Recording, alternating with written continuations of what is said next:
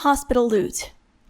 Chase led the squad down the highway, clambering up some broken roof to see where the freshly collapsed rubble lay. They hoped to find new medical supplies in the newly revealed layers of the hospital. It had been so dangerous to enter, people hadn't dared go in too deep. But yesterday, guard forces had strategically placed explosives so that the rubble would fly away, leaving several levels available to loot. It should be done settling by this time. Commander Merck had sent Chase's squad to go find the most valuable stuff quickly. "Ron, what do you see over there?" Chase pointed up toward the hospital. Right now, their team wouldn't be close enough to be spotted, but Plaid territory was nearby. If the Plaids had already gotten there to check it out, the guards would be at a disadvantage.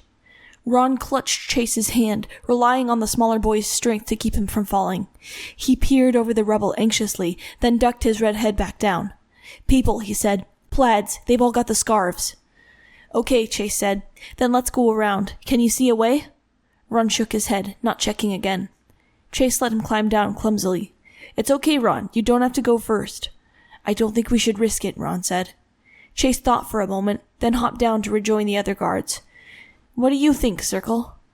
Circle was an older man with a permanent sneer. He tended to make good calls.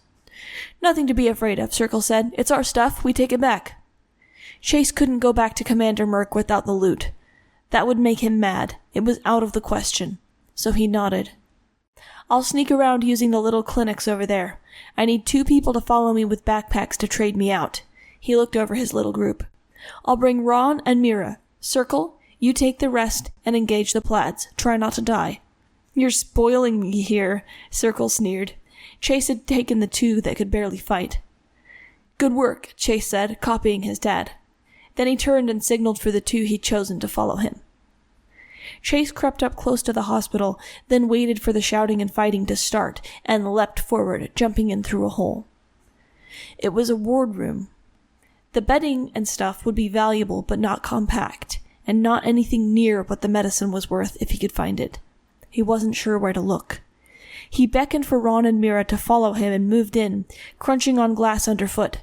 A dead human rotted in the bed to the right. "Body," he said. Chase's squad tended to warn each other about bodies. They were creepy.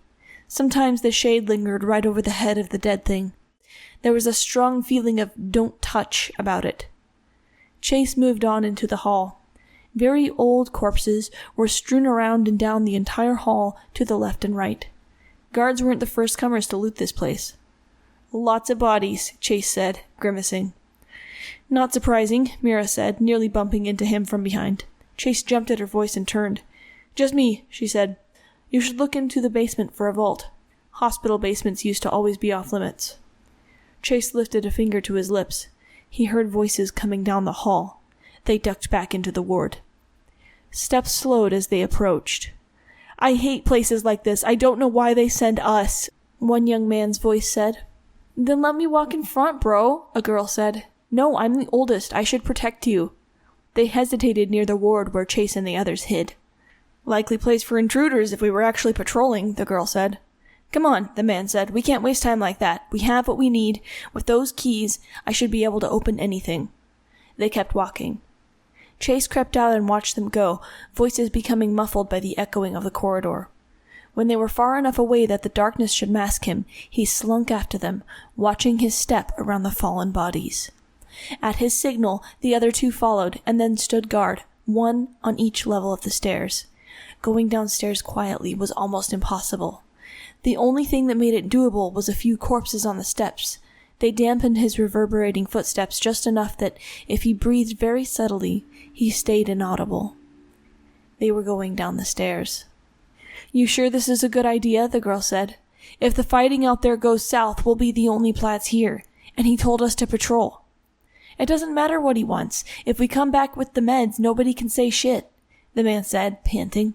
"Besides, Ren needs it." The girl sighed. "Yes." They fumbled with keys, and then wrenched open a door at the bottom of the stairs, matte gray with a heavy-duty lock. He watched them go into a pitch-black hall. Open that door, and they'd immediately know he was there because of the light. He retreated back up the stairs, reuniting with Ron and Mira. "Mira, you still have that gun?" Chase asked. Mira patted her hip. Take it out, Chase said, and you and Ron go first. Tell them to drop the goods and leave. If they keep coming, back up across my hiding place. As he spoke, he shoved open the stair door and went through quickly. He ducked into a small break room, standing in front of a vending machine. It was only a few minutes, but in that time, people had started coming in from the other side of the hospital. You could hear the doors slamming, and no more gunshots. The floor just below them was the one that was accessible to that side, but it was only a matter of time before they got to Chase's floor. Then the door cracked open. The two plaids were back. "Drop it! Drop the medicine!" Mira shouted, voice cracking in fear. There was a short cry of surprise from the girl, and a pause. The man was huffing even more now. Chase heard Mira backing up. He took a breath, softly. Even if the plaids were the ones ransacking the hospital right now, he couldn't afford to leave without that medicine. "Drop it now," Mira repeated.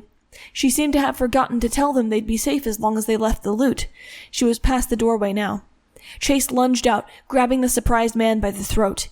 He had a gun out, a large rifle, but he hadn't been prepared to fire. Over his right shoulder, the man's backpack started slipping off as Chase's grip got tighter. He hung on like a monkey to the gasping man, with his legs kicking for footholds on the man's calves. He tightened his arm across the guy's throat and held on till he fell to his knees. He'd sounded like he had had trouble breathing, so it was the first thing that occurred to Chase to attack. The girl tried to take off. Mira was just standing there shaking with the gun, but Ron blocked the plaid girl by spreading his arms. He caught her and pushed her back. "Kill her, Mira," Ron said. "We don't want to kill you," Chase said. "Just drop your pack and we'll let you both live." He wasn't so sure about that. The man sagged heavily back to the floor, halfway squishing Chase with his upper body. Chase struggled, slightly releasing his arm. The man gasped desperately. Chase pressed his forearm back in. "All right," the girl shouted. Her voice carried down the hall toward the looters coming their way. She shrugged off her pack. "Now let my brother go." "Pull off his pack too," Chase said. The looters' voices were unfamiliar. Not guards. "Please, it's everything we have," the girl cried. "Pull it off," Chase yelled. "Now!" She flinched at that, but pulled it off her brother's arm. Mira and Ron grabbed the bags the moment she stepped back. Chase got himself out from under the man, then let him go. "Sorry," he said. Then they fled. As Chase pulled Ron out from the window, they heard gunshots. They fled back over the rubble. Ron stumbled and fell down into the ditch on the road with a loud crack to the knee. He muffled a cry of pain. Guards surrounded them. "You're okay," Mira panted. "I thought you were all dead." Circle put a hand on her shoulder. "Just had to retreat," he said. "They had reinforcements." "Are we cut off?" Chase asked. "Not yet." "Okay, let's get out of here then," Chase said.